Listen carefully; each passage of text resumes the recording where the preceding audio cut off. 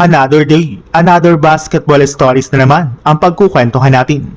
At ngayon nga ay pag-uusapan natin ang balitang dihado nga po ang OKC Thunder sa Game 4 laban sa San Antonio Spurs at ang balitang trade sa pagitan ng Los Angeles Lakers at Detroit Pistons. May pagkakataon nga pang OKC Thunder na makuha ang commanding 3-1 lead sa kanilang magiging Game 4 bukas ng umaga laban sa San Antonio Spurs.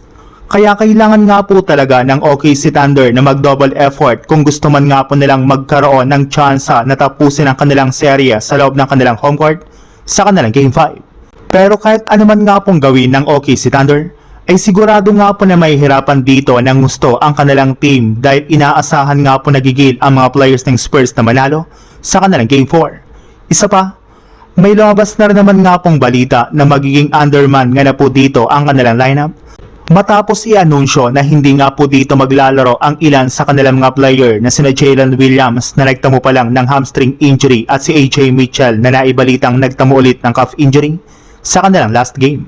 Kaya kailangan nga po talaga ng ibang mga role players ng OKC Thunder na mag-step up muli sa kanilang Game 4 kung gusto man nga po nilang manalo at makuha ang 3-1 na kalamangan sa kanilang serye. Sa ibang balita naman, mismong si Austin Reeves na nga pa nagsabi sa harap ng media na gusto nga daw po niyang panatilihin ng Lakers ang majority sa kanilang mga players, lalo na si LeBron. Pero bago nga po iyan mangyari ay kailangan muna nga po niyang pumirma sa Lakers ng bagong kontrata since gusto para naman nga po ni Reeves na manatili sa Lakers ngayong offseason. Kailangan lang naman nga daw po ng Lakers ng ilang mga upgrade sa kanilang lineup para maging competitive muli sa pagkuha ng kampyonato sa susunod na taon. Pero kahit gaano man nga po kagusto ni Austin Reeves na maglarong muli sa Lakers ay nananatili para naman nga pong questionable ang kanyang future sa team. Since may ilang mga miyembro na nga po ng Lakers ang gusto nga po siyang gamitin na lang para makakuha ng bagong center na ipangpapalit nila kay DeAndre Ayton.